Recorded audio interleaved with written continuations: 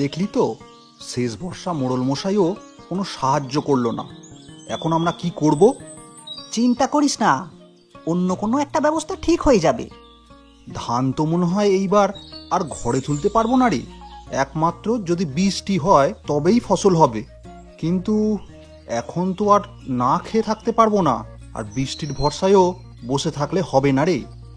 তা কি করবি বলে ভাবছিস? বাজারে পিঠে বানিয়ে বিক্রি করলে কেমন হয়? ভালোই তো, বাজারে তো আর কেউ পিঠে বানায় না। এটা তুই কি আমার সাথে থাকবি? না রে বন্ধু, বাড়িতে কিছু কাজ আছে, তুই বিক্রি করা শুরু করে দে। যদি কোনো সাহায্য লাগে তখন আমাকে বলবি, আমি তোর পাশেই আছি। ঠিক আছে বন্ধু। তা কবে থেকে বিক্রি শুরু করবি? ভাবছি কালকে থেকেই পিঠে বানিয়ে কাজ শুরু করব। আচ্ছা কর, তোর বাড়ির কাছে এসে গেছি, তুই তাহলে যা এখন। চল, আমার বাড়িতে কিছু খেয়ে তারপর না হয় যাবি। না রে বন্ধু, আরেকদিন যাব, বললাম না বাড়িতে কাজ আছে। আচ্ছা যা, মনে করে আসিস আরেকদিন। আচ্ছা।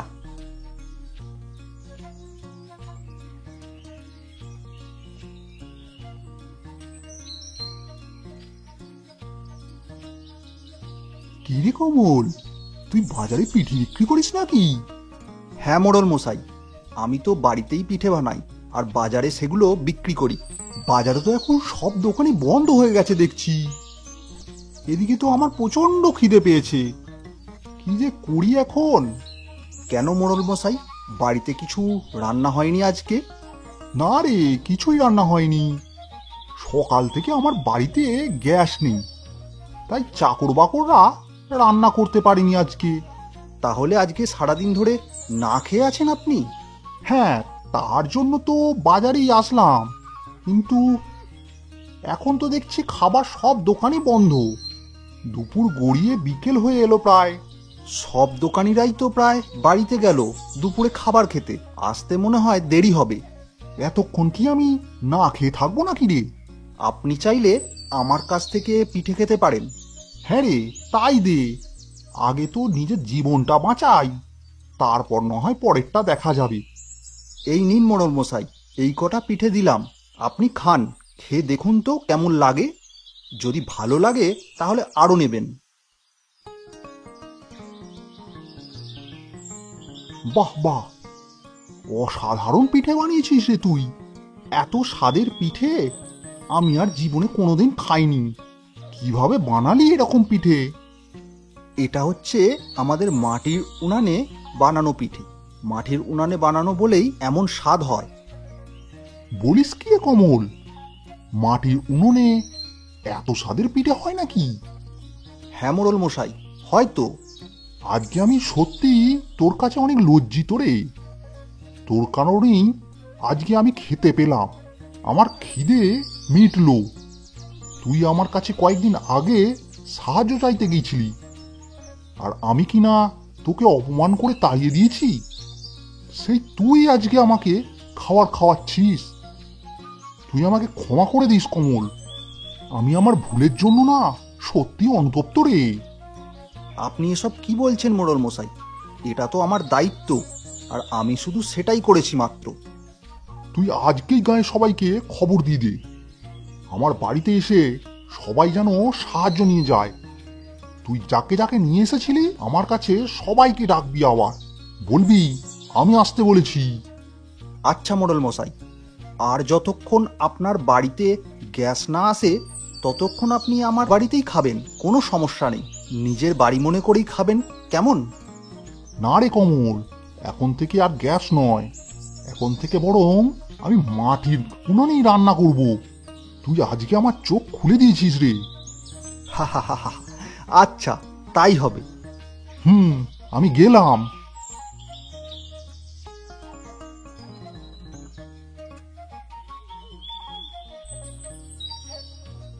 কিরে রাজু, এই অবেলায় তুই খাটে শুয়ে আছিস কেন? শরীর খারাপ হয়েছে নাকি? না তো, আমি এমনি শুয়ে আছি বাবা, আমার শরীর ঠিক আছে। এমনি এমনি কেউ আবার এতক্ষণ শুয়ে থাকে? ওঠ, তোর কাকার রান্না হয়ে গিয়েছে, ভাত খাবি, চল। আর একটু শুয়ে থাকি না বাবা? না, আর শুয়ে থাকতে হবে না, খেয়ে দিয়ে স্কুলে যেতে হবে। শুয়ে থাকলে কি আর জীবন চলবে আমাদের? আর আলসেমি করিস না, উঠে পড়। উঠছি বাবা।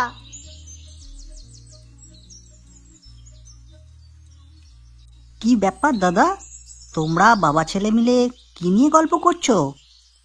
রাজু স্কুলে যাওয়া নিয়ে কথা বলছিলাম। ও আচ্ছা, ওকে নিয়ে আসো তাহলে। আমার রান্নাও শেষ হয়ে গেছে, আমি ভাত দিচ্ছি। রাজু খুব জলদি করে হাত মুখ ধুয়ে আয়, সবাই একসাথে খাবার খাবো। ঠিক আছে। তোর রান্না আজকে তো অনেক ভালো হয়েছে রে ভাই। সেটা তো প্রতিদিনই বলো যে খুব ভালো হয়েছে। আজকে আরো বেশি ভালো হয়েছে। তুমি শুধু বাড়িয়ে বাড়িয়ে বলো দাদা, ছোট ভাইটাকে আর মিথ্যা আশ্বাস দিতে হবে না। না রে, আমি একদম সত্যি বলছি, মন থেকে আন্তরিকভাবেই বলছি। তা তুমি না বলছিলে মোড়ল মশাই বাড়িতে যাবে? তা কখন যাবে? যাবো তো, নয়ন ডাকতে আসবে, তখনই যাব। ও আচ্ছা। রাজু, তুই খেয়ে সময় মতো প্রস্তুত হয়ে স্কুলে চলে যাবি, একদম দেরি করবি না, বুঝলি? আচ্ছা বাবা।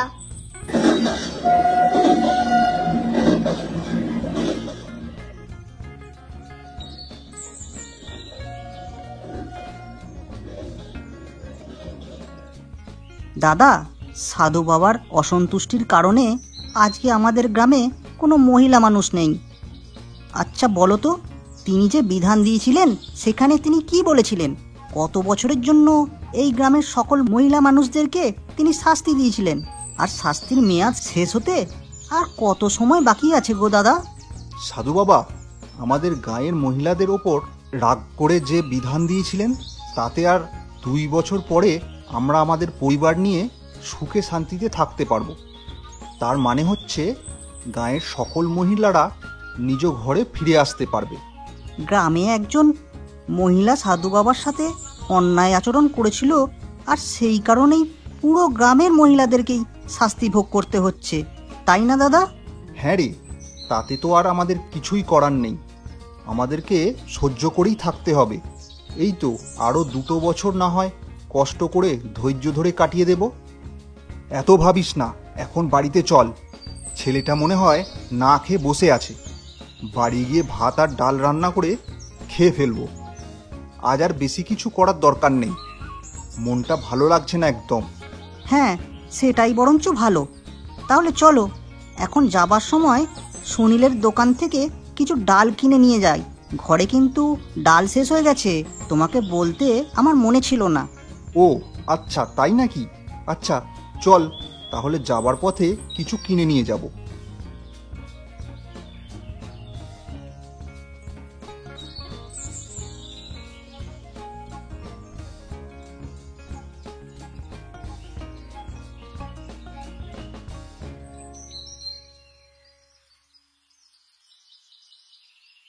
আরে দাদু, তুমি এসেছো?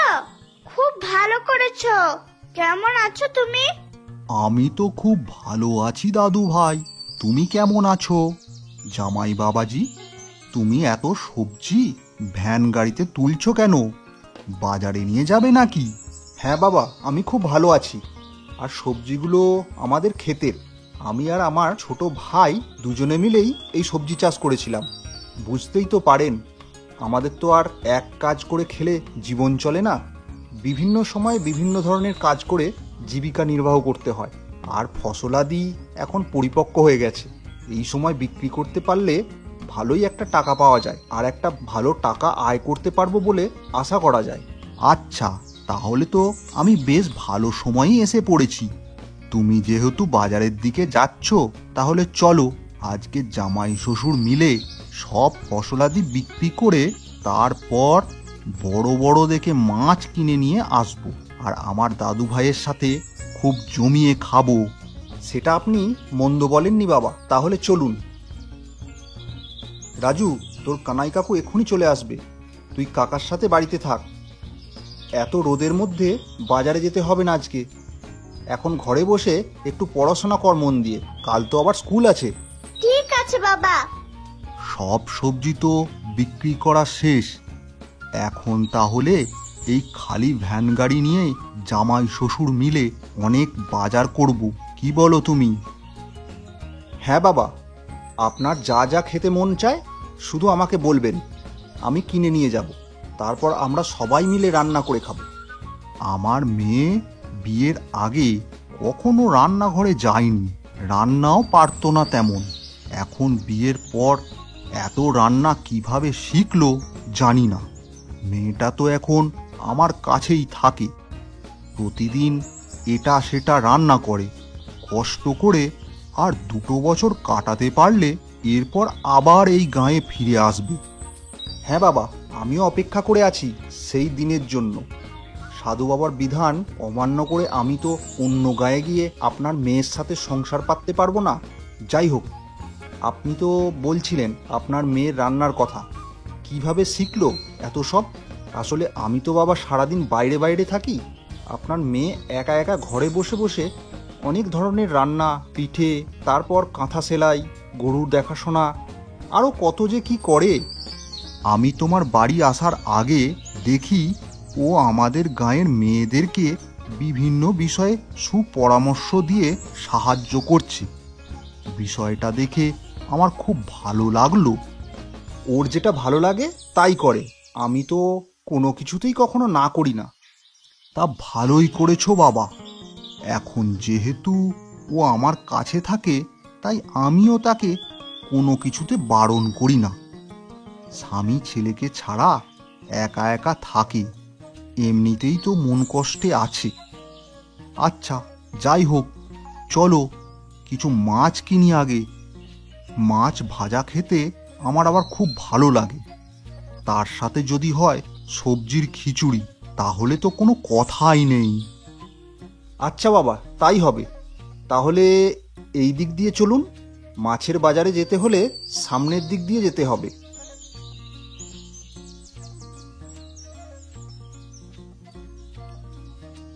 আরে এ তো দেখছি একদম জমজমাট মাছের বাজার। কোনটা রেখে কোনটা নেব? আমার তো ইচ্ছে হচ্ছে পুরো মাছের বাজার তুলে নিতে। বাবা, আপনি তো আজ সবজি খিচুড়ি খেতে চেয়েছিলেন, তাহলে চলুন সাথে করে একটা বড় ডিমওয়ালা ইলিশ মাছ কিনে নিয়ে যাই। আপনার নাতি আবার ইলিশ মাছ খেতে খুব পছন্দ করে। হ্যাঁ, একদম ঠিক বলেছ।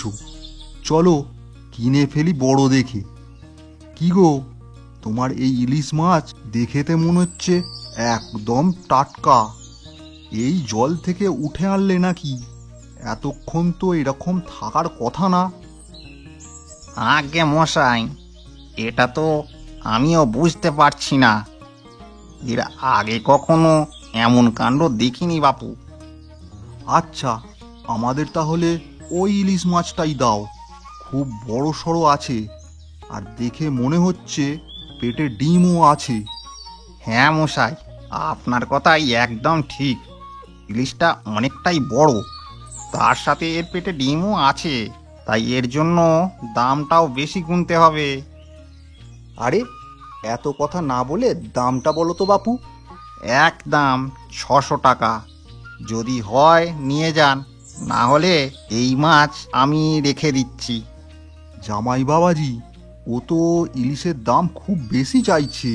থাক, দরকার নেই, অন্যখানে চলো, দেখি ওখানে কি দাম বলছে। বাবা, মাছটা আমার খুব পছন্দ হয়েছে। আপনার নাতি আবার ছোট ইলিশ পছন্দ করে না, তাই এটাই নিয়ে যাই, কি বলেন? আচ্ছা নাও তাহলে, আমার নাতির পছন্দ বলে কথা।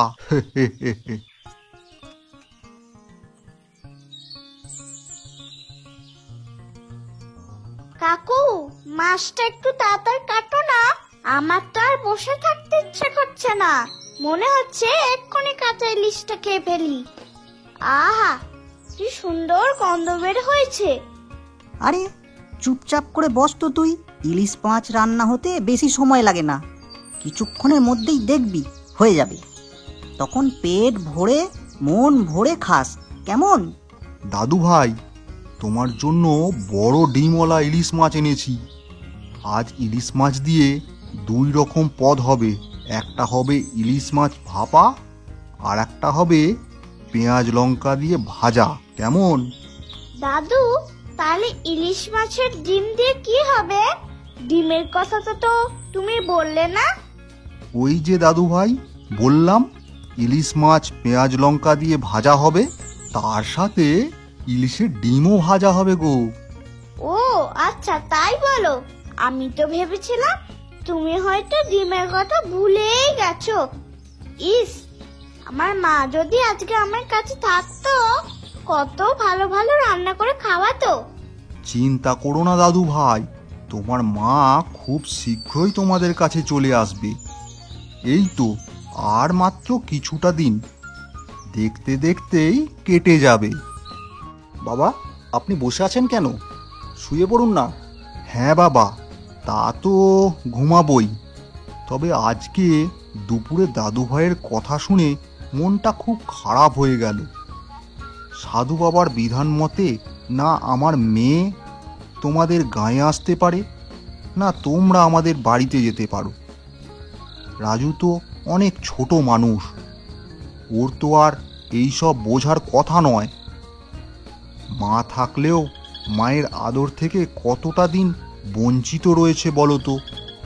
ওর জন্য আমার খুব কষ্ট হচ্ছে। শুধু শুধু কষ্ট পেয়ে আর কি হবে বলুন?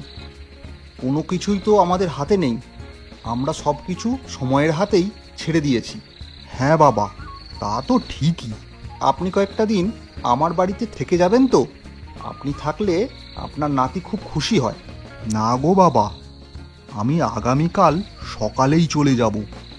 দাদু ভাইকে বললে ওর মনটা খারাপ হয়ে যাবে, তাই ওকে না বলেই চলে যাব।